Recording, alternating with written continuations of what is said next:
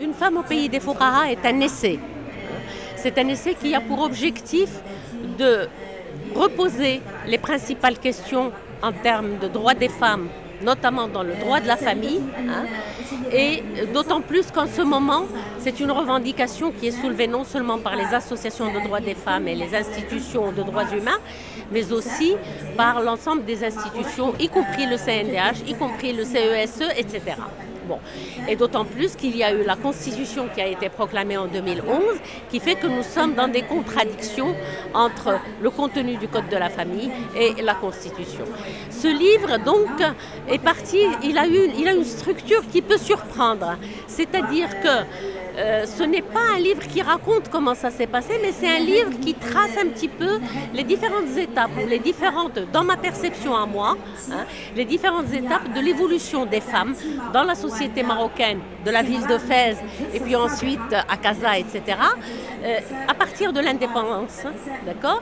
Et pour parler aussi bien de la culture dominante dans la famille que l'ouverture de l'école, l'accès des filles à l'école en particulier, et puis ensuite le contact bien entendu avec l'étranger.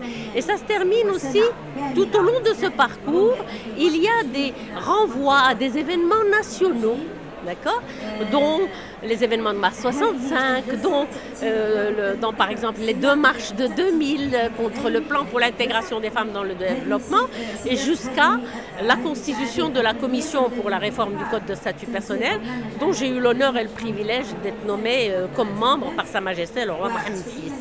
Donc en fait, l'objectif de mon livre, c'est de montrer que nous sommes plus ou moins limités, nous avons été limités dans l'évolution. Ce code de la famille de 2004 constitue une avancée indiscutable, d'accord, indiscutable, mais nous avons été limités par un certain nombre de freins qui sont liés à des lectures dogmatiques de la pensée islamique, et ce que j'appelle le fiqh traditionnel, alors qu'au sein de la pensée islamique, et si on part des principes, eh bien on peut trouver un fiqh islamique qui est plus adapté au XXIe siècle que celui du 8e siècle, voilà, du 8e, 9e et 10e siècle. Le débat a montré qu'en fait, il y a toujours ce problème de référentiel.